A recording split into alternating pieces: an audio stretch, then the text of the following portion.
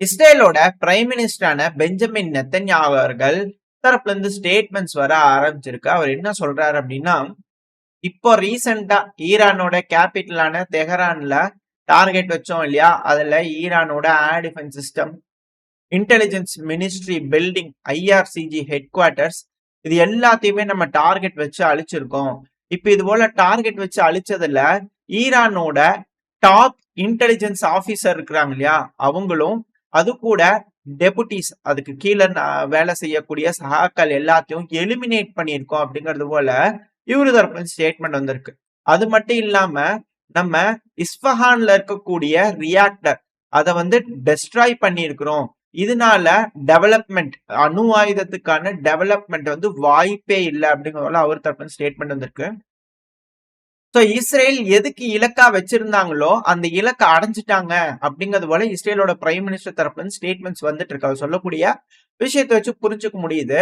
அது மட்டும் இல்லாம இஸ்ரேல் ஈரானை அட்டாக் பண்ணதுக்கான காரணமே அயத்துல்லா கமேனி அவர்கள் இருக்கார் இல்லையா, அவரு, அதாவது இப்போ ஈரானோட சுப்ரீம் கமாண்டர், அவர் வந்து பாத்தீங்கன்னா ஜூஸ் மக்களுக்கு எகெயின்ஸ்டா திரும்ப ஒரு ஹாலோகாஸ்ட், அதாவது இனப்படுகொலை பண்றதுக்கு திட்டமிட்டு இருந்தாரு.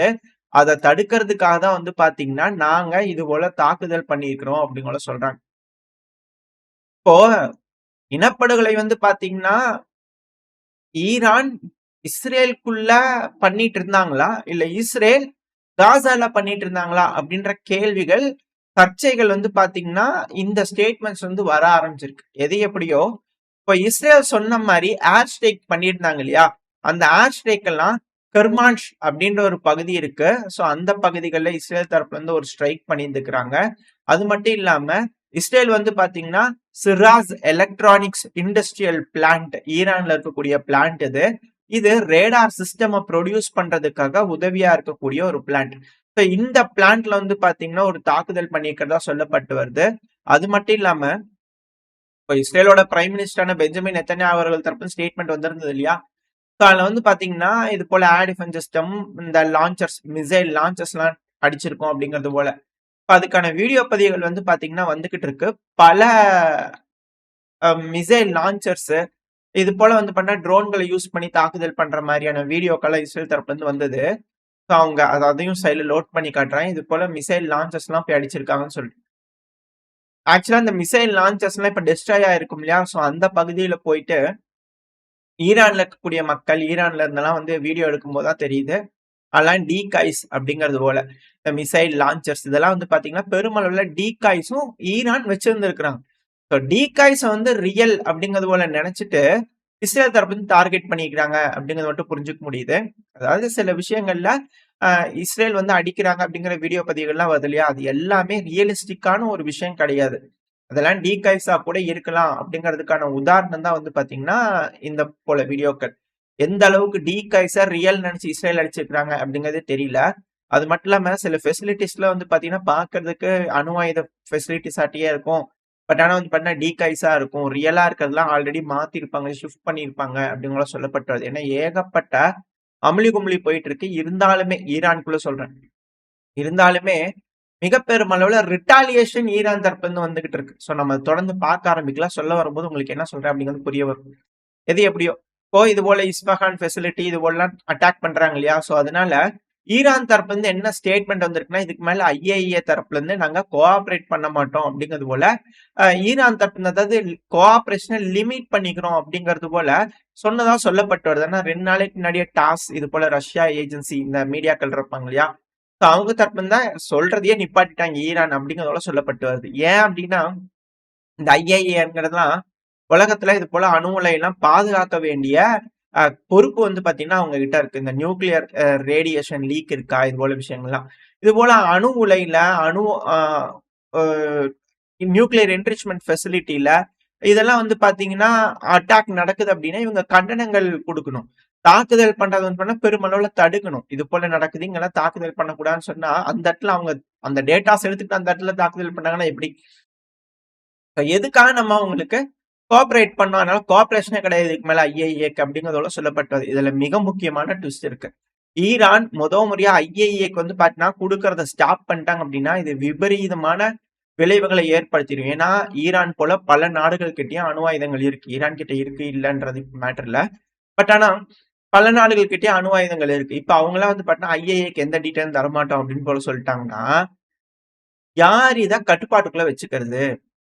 இப்ப அந்த அமைப்பு ஒரு சார்பா வேலை செய்றாங்க அப்படிங்கிறதுனால, இப்ப மத்த அமைப்பெல்லாம் இருப்பாங்க. மத்த நாடுகள்லாம் இருப்பாங்களே, இப்ப அவங்களும் அந்த அமைப்ப வெறுக்க ஆரம்பிச்சுட்டாங்க அப்படின்னா, யாரு இத கட்டுப்பாட்டுக்குள்ள கொண்டு வருது? அத எப்படி ரெகுலேட் பண்றது? ரெகுலேஷனே இல்லாம, எந்த ஒரு கட்டுப்பாடும் இல்லாம எல்லா நாடுகளும் கட்டவிழ்த்து விட்டு இந்த அணு ஆயுதத்துக்கு பின்னாடி ஓட ஆரம்பிச்சுட்டாங்கன்னா, இந்த உலகம் மிக பெரும் அளவுல மோசமா பாதிப்படையும் அப்படிங்கிறதுல மாற்று கருத்து இல்ல. ஏன்னா செஞ்சுருவாங்க. செஞ்சதுக்கு அப்புறம் அத அழிக்கணும். அதாவது அந்த கழிவுகள வந்து பார்த்தீங்கன்னா, அழிக்கிறதுக்கு, அகற்றதுக்கே மிக பெரும் அளவுல என்விரான்மென்டல் டிசாஸ்டர் ஏற்படும். உதாரணத்துக்கு சொல்லப்போனா ஜப்பான். ஜப்பான் என்ன செய்யுதுன்னு தெரியாம கடல்ல கொட்டுறாங்க.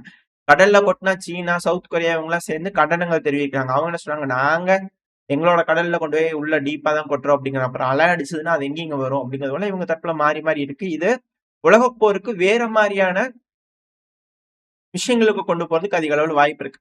எது எப்படியோ இப்போ மிக முக்கியமான விஷயத்துக்குள்ள வந்துடலாம். இப்போ ஈரான் தரப்புல வந்து பார்த்தீங்கன்னா, ஐஏஏக்கு சொல்ல மாட்டோம் அப்படின்னு கூட சொல்லிட்டாங்க. இது நோட் பண்ண வேண்டிய ஒரு விஷயம். பல நாடுகள் இது பின்பற்றக்கூடாது அப்படிங்கிறதே இதுல இருக்கக்கூடிய விஷயம். எது எப்படியோ இப்ப ஈரானோட பிரசிடென்ட் இருக்கிறார் இல்லையா? இது போல தொடர்ந்து வந்து பார்த்தீங்கன்னா, தாக்குதல் நடந்துட்டு இருக்கு. மசூத் பெஷிஷியான் அவர்கள். சோ அவர் தரப்புல இருந்து என்ன ஸ்டேட்மெண்ட் வந்திருக்குன்னா, ஈராக் இருக்கிறாங்க இல்லையா? ஈராக் அ ஏதாவது ஒரு பிரிவென்ஷன் மெத்தட் நீங்க எடுத்தாகணும். உங்களோட ஏர் ஸ்பேஸ வந்து பார்த்தீங்கன்னா, இஸ்ரேல் யூஸ் பண்ணி எங்க மேல தாக்குதல் பண்றாங்க. அப்ப நீங்க பிரிவென்ட் பண்ணணும்ல அப்படிங்கிறது போல அவங்க தரப்புல இருந்து கட்டளையிட்டு இருக்காங்க. இப்ப அவர் தரப்புல இருந்து கட்டளை போயிருக்கு அப்படிங்கிற செய்திகள் தான் வருது.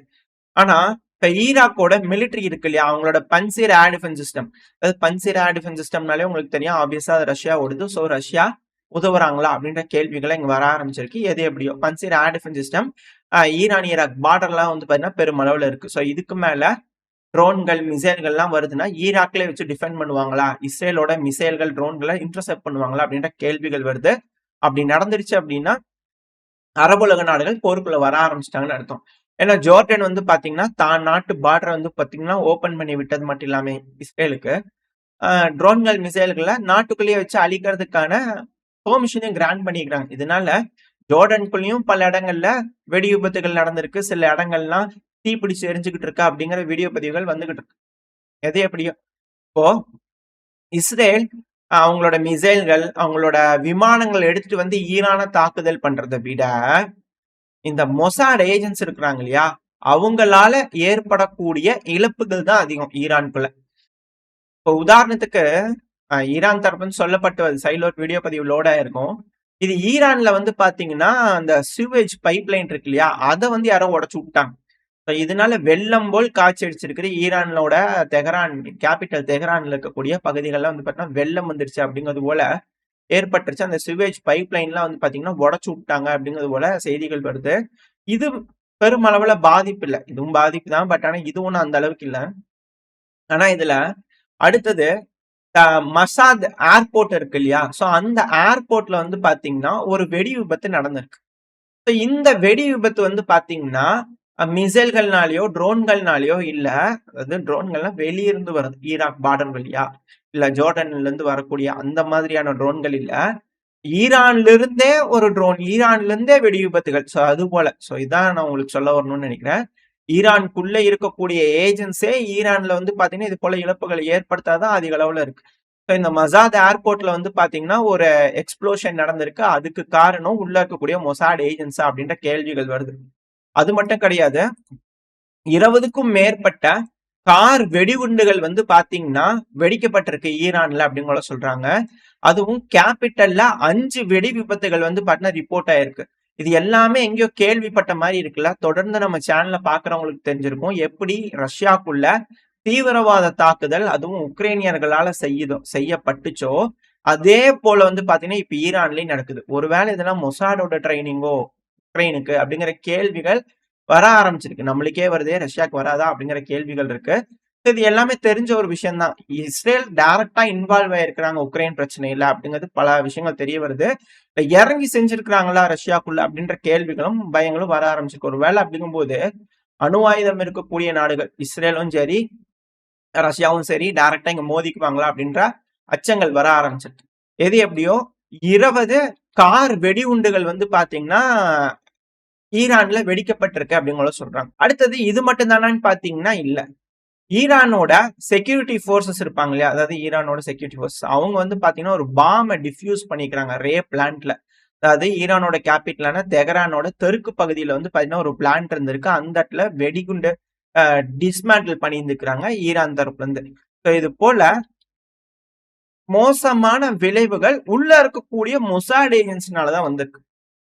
அது மட்டும் இல்லாம ஒரு சூசைட் ட்ரோன் மேனுஃபேக்சரிங் பண்ணக்கூடிய ஒர்க் ஷாப்பை வந்து பாத்தீங்கன்னா ஈரானோட இன்டெலிஜென்ஸ் டீம் வந்து பாத்தீங்கன்னா டிஸ்கவர் பண்ணி அதை அழிச்சிருந்திருக்கிறாங்க. இது எங்க இருக்கு அப்படின்னா இஸ்லாம் ஷார் சிட்டி, பேர் கொஞ்சம் கரெக்டா வரல. சோ இதுவும் தெஹரானோட தெற்கு பகுதியில வந்து பாத்தீங்கன்னா இஸ்லாமா ஷார் சிட்டி. அந்த சிட்டில வந்து பாத்தீங்கன்னா இது போல ஒரு ஒர்க் ஷாப்பை கண்டுபிடிச்சு அதை கேப்சர் பண்ணி இருந்துக்கிறாங்க ஈரான் தரப்புல இருந்து. இது போல ஈரானுக்குள்ளதான் மிக பெரும் அளவுல பிரச்சனைகள் இருக்கு. அது மட்டும் இல்லாம ப்ரொஜெக்டைல், அதாவது இஸ்பஹான்ல இருக்கக்கூடிய சாகித் ட்ரோன்கள் தயாரிக்கக்கூடிய ஒரு ஃபேக்டரி மேல ஒரு தாக்குதல் நடந்திருக்கு. அந்த தாக்குதல் இஸ்ரேலோட ஸ்பைக் மிசைலை யூஸ் பண்ணி தாக்குதல் பண்ணிக்கிறாங்க. இதோட ரேஞ்ச் கம்மி தான். ஸோ இந்த மிசைல் வரக்கூடியது தாக்கக்கூடிய அந்த இமேஜஸ் இதெல்லாம் வச்சு ஃப்ரீஸ் பண்ணி பார்க்கும்போது ஈரான்குள்ள இருந்து ஏவி விட்டு ஈரான்ல இருக்கக்கூடிய ஃபெசிலிட்டிஸ் மேல தாக்குதல். அதாவது ஈரான்ல இழப்புகள் அதிக அளவுல இருக்கு. அதுக்கான காரணம் வெளியிருந்து நடக்கக்கூடிய தாக்குதல் இல்ல, உள்ள இருந்தே நடக்கக்கூடிய தாக்குதல் தான். இதுதான் இதுல இருக்கக்கூடிய விஷயம். ஈரான் அதை கொஞ்சம் கொஞ்சமா ரெடி பண்ணிக்கிட்டு இருக்காங்க. கூடிய சீக்கிரத்துல எல்லாத்தையும் ரெடி பண்ணுவாங்க அப்படிங்கிற ஒரு நம்பிக்கை வச்சுதான் ஆகணும். இல்லைன்னா ஈரான் மிக பெருமளவுல இக்கட்டான சூழ்நிலைக்கு போயிரு அப்படிங்கிற மாற்று கருத்துல. இப்ப ஈரான் இஸ்ரேல்ல தாக்குதல் பண்ணுவாங்க இல்லையா, அதாவது நம்ம சொல்றதெல்லாம் சாயங்காலம் வரைக்கும் நடக்கக்கூடிய விஷயங்கள். மத்தியானம் சாயங்காலம் வரைக்கும் நடக்கக்கூடிய விஷயங்கள். இது போல விஷயங்கள் நடந்திருக்கு. இப்ப அடுத்த வேவ் வந்து பாத்தீங்கன்னா இருதரப்புலயே ஆரம்பிச்சிருக்காங்க. முதல்ல நம்ம அந்த டைம்ல விட்டோம் இல்லையா, சோ அதுல இருந்து ஆரம்பிச்சிடலாம்.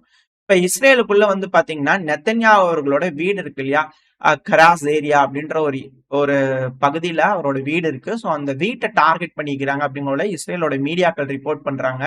அது மட்டும் இல்லாம ஒரு பவர் பிளான்ட்டை வந்து பாத்தீங்கன்னா டார்கெட் பண்ணிக்கிறாங்க. ஹைட்ரா பகுதியில் இருக்கக்கூடிய ஒரு பவர் பிளான்ட் தாக்குதல் பண்ணிக்கிறாங்க அப்படிங்கிற சொல்றாங்க. அடுத்தது இப்போ மிசைல்ஸ் வந்து பாத்தீங்கன்னா இப்போ ஃப்ரெஷ் பேட்சா ஈரான் தரப்பு வந்து ஏவி விட்டுருக்காங்க. அந்த மிசைல்கள் இஸ்ரேலோட ஹைஃபா பகுதியை நோக்கி வந்துகிட்டு இருக்கு அப்படிங்கிற செய்திகள் வந்துகிட்டு இருக்கு. அதை இன்டர்செப்ட் பண்றதுக்கு இஸ்ரேலோட ஏர் டிஃபென்ஸ் சிஸ்டம் ரெடி ஆயிட்டு இருக்கு அப்படிங்கிற சொல்றாங்க. ஆனா ஒரு பகுதியில டைரக்டான ஒரு இம்பாக்ட், அதாவது நேத்தி கைஃபால நடந்தது இல்லையா, அதுல மிச்சம் மீதி இருக்கும் இல்லையா, அதுல சில விஷயங்கள் தப்பிச்சிருக்கும். அதெல்லாம் தெரிஞ்சுக்கிட்டு கோஆர்டினேஷன் தப்பு எல்லாத்தையும் ரெக்டிஃபை பண்ணி இப்போ டைரக்டான ப்ரிசைஸ் அட்டாக் நேரா போய் அடிச்சிருக்கு அப்படிங்கிற வீடியோ பதிவுகள்லாம் வந்துகிட்டு இருக்கு. அடுத்த தாக்குதல் வந்து பாத்தீங்கன்னா நிகேவ் டெசர்ட் இஸ்ரேலோட தெற்கு பகுதியில இருக்கு. ஸோ அந்த பகுதியிலையும் மிசைல்ஸ் போயிருக்கு அப்படிங்கிற சொல்லப்பட்டு வருது. ஸோ ஈரான் இஸ்ரேலோட பல இடங்கள்லயும் இப்ப திரும்பவும் தாக்குதல் பண்ண ஆரம்பிச்சுக்கிறாங்க. அட் த சேம் டைம் இஸ்ரேலோட செக்யூரிட்டி சர்வீசஸ் இருப்பாங்க இல்லையா, அவங்க 2 ஜூயிஷ் இஸ்ரேலி சிட்டிசன்ஸை வந்து பாத்தீங்கன்னா சந்தேகத்தின் அடிப்படையில கைது பண்ணிக்கிறாங்க. ஏன் அப்படின்னா ஈரானுக்கு உதவுறதுக்காக இவங்க வேலை செஞ்சிருக்கலாம் அப்படிங்கிறது போல. இத எதுக்காக சொல்ல வர அப்படின்னா இந்த செய்தி அதுக்கான வீடியோ பதிவுகள்லாம் விட்டுருக்காங்க. மொசாட் ஏஜென்ட்ஸ் ஈரான்ல இருக்கிற மாதிரியே ஈரானோட ஏஜென்ட்ஸும் இஸ்ரேலுக்குள்ள இருக்கிறாங்க. அவங்க இன்னும் பெருமளவுல வேலைகளை ஆரம்பிச்சுட்டாங்க அப்படின்னா மிக பெருமளவுல இழப்புகள் ஏற்படும் இருதரப்புலயும் அப்படிங்கிற மாற்று கருத்துல. எப்படி அசாசினேஷன் ஸ்ட்ரைக்ஸ் நடந்துட்டு இருக்கோ அதே போல இதுக்கு மேல இஸ்ரேல்ல இருக்கக்கூடிய டாப் லீடர்ஸோட அசாசினேஷன் அட்டம்ஸ் நடக்க ஆரம்பிக்கும். அப்படி நடக்குது அப்படின்னா எஸ்கலேஷனோட அடுத்த லெவல், அந்த லெவல் போயிடுச்சு அப்படின்னா அமெரிக்காவோட இன்வால்வ்மெண்ட் இருக்குமா அப்படின்ற சந்தேகங்கள் வர ஆரம்பிச்சிருக்கு. இதுக்கு ட்ரம்ப் அவர்கள்கிட்டயே போய் கேட்டுக்கிறாங்க. ட்ரம்ப் அவர்களும் இந்த ஏபிசி நியூஸ் தான் இருக்கு இல்லையா, சோ அதுக்கு வந்து பாத்தீங்கன்னா பேட்டி கொடுக்க ஆரம்பிச்சுக்கிறார். அதாவது இந்த தாக்குதல்ல நாங்க இன்வால்வ் ஆகலீங்க, ஆனா நாங்க இன்வால்வ் ஆகிறதுக்கு பாசிபிலிட்டி இருக்கு அப்படிங்கறதோட வந்து பாத்தீங்கன்னா ட்ரம்ப் அவர்கள் தரப்புன்னு சொல்லிக்கிறாரு. அதாவது எங்களோட பேஸ் எங்க மேல இது போல தாக்குதல் பண்றாங்கன்னா நாங்க ரிட்டாலியேட் பண்ணுவோம் அப்படிங்கிறது போல.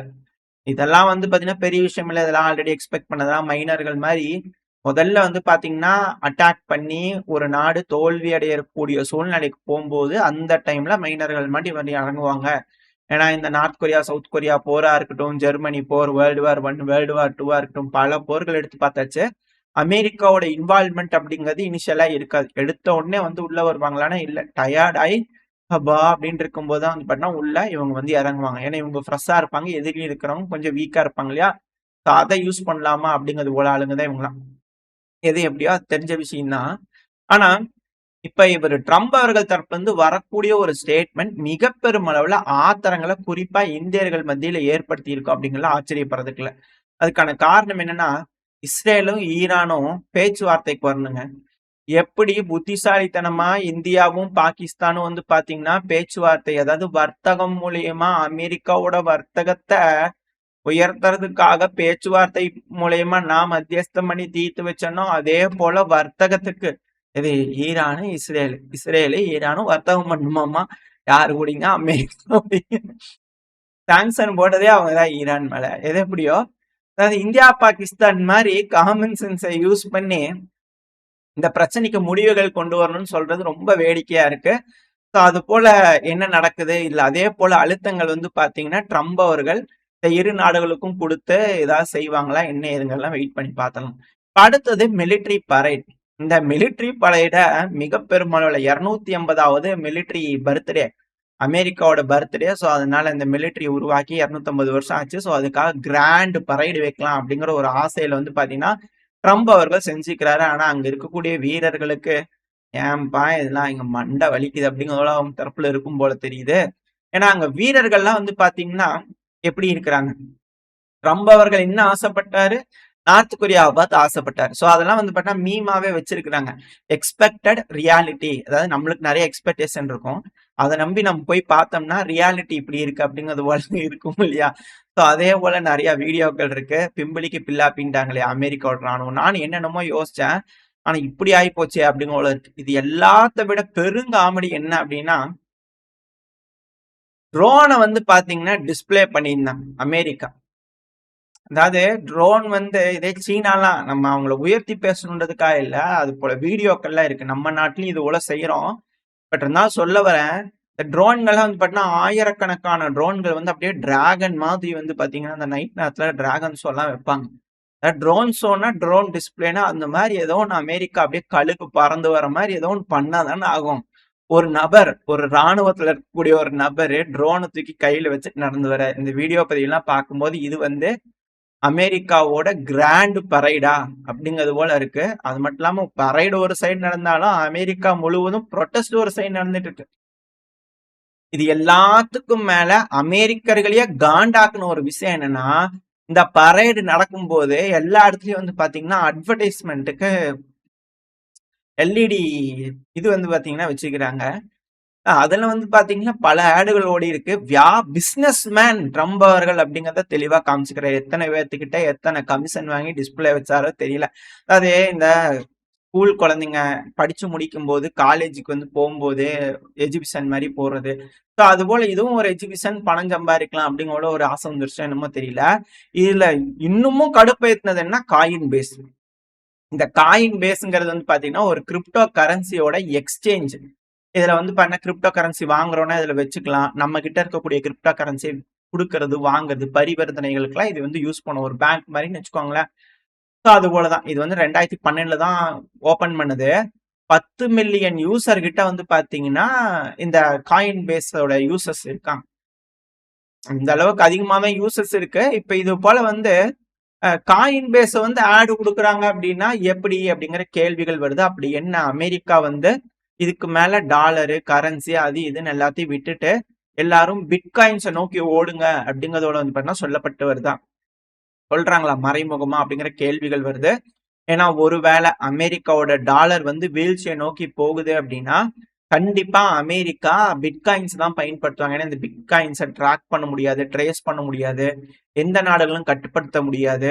இந்த பிட்காயினே வந்து பாத்தீங்கன்னா, இந்த பவர் இருக்கு இல்லையா? அமெரிக்கா கிட்ட இருந்து போம்போது எந்த நாடுகளுக்குமே இந்த பவர் வரக்கூடாதுன்றதுக்காக உருவாக்கக்கூடிய ஒரு நாணயம் தான் இந்த பிட்காயின் அப்படிங்கிற சொல்றாங்க. இந்த பிட்காயின்ங்கிறது ஒரு முதல்ல வந்தது. இதுல பல்வேறு காயின்ஸ் இருக்கு. எத்திரம் இருக்கு. நெறைய காயின்ஸ் இருக்கு. இதுல பிட்காயின் தான் இருக்கறதுல ரொம்ப டாப் ஹை இதுல போயிட்டு இருக்கக்கூடிய காயின்ஸ். இப்ப அதுல வந்து வாங்கி வச்சுட்டாங்க அப்படின்னா, பரிவர்த்தனைகள் அதுல செய்வாங்க. அதிகமான பிட்காயின்ஸ்லாம் அமெரிக்க பணக்காரர்கள், மத்த நாடுகள்ல இருக்கக்கூடிய பணக்காரர்கள்லாம் வாங்கி வச்சுக்கிறாங்கன்னு சொல்லப்பட்டு வருது. இதுக்கப்புறம் எல்லாமே பிட்காயின்ஸ் தான் இருக்கும். ஒருவேளை அமெரிக்கா அவங்களோட டாலர பறி குடுத்துட்டாங்கன்னா, உலகம் முழுவதும் பிட்காயின்ஸா வருது அப்படின்னா எந்த நாடுமே அந்த எக்கனாமிக்கல் சூப்பர் பவர் அப்படிங்கிற ஒரு விஷயத்த அடையவே முடியாது அப்படிங்கிற சொல்றாங்க. இதுக்கு முன்னாடி பல விஷயங்கள் பேசப்பட்டு வருது. என்ன நடக்க போகுது? ட்ரம்ப் அவர்கள் என்ன முடிவு எடுக்க போறாங்க? இப்ப நடந்துட்டு இருக்கக்கூடிய பிரச்சனைகள்லாம் எப்படி முடிவடைய போகுது? நாட்டு தலைவர்கள்லாம் எந்த மாரி பேசி முடிவெடுக்க போறாங்க? அமைதி பேச்சுவார்த்தை நடக்குமா? இல்ல மிக பெருமளவுல யுத்தங்கள் வெடிக்குமா? என்ன நடக்க போகுதுன்றத வெயிட் பண்ணி பார்த்தரலாம். ஓரளவுக்கான தகவல்கள் இந்த பதிவுல பார்த்திருப்போம்னு நெனைக்கிறேன். இதோட இந்த பதிவ நான் முடிச்சுக்கலாம். இந்த பதிவு எப்படி இருந்துச்சு? உங்களுக்கு பிடிச்சிருக்கா? பிடிச்சுனா லைக் பண்ணிட்டு உங்க ஃபிரெண்ட்ஸ் அண்ட் நண்பர்களோட ஷேர் பண்ணிக்கோங்க. அது கூடவே மறக்காம இந்த பதிவு பத்தி உங்களோட கருத்துக்கள கமெண்ட் செக்ஷன்ல சொல்லுங்க. இந்த பதிவு நல்லா இருக்கும்ன்ற நம்பிக்கையில அடுத்த பதிவுல உங்கள சந்திக்கிறேன். அது வரைக்கும் ஸ்டே சேஃப். பை.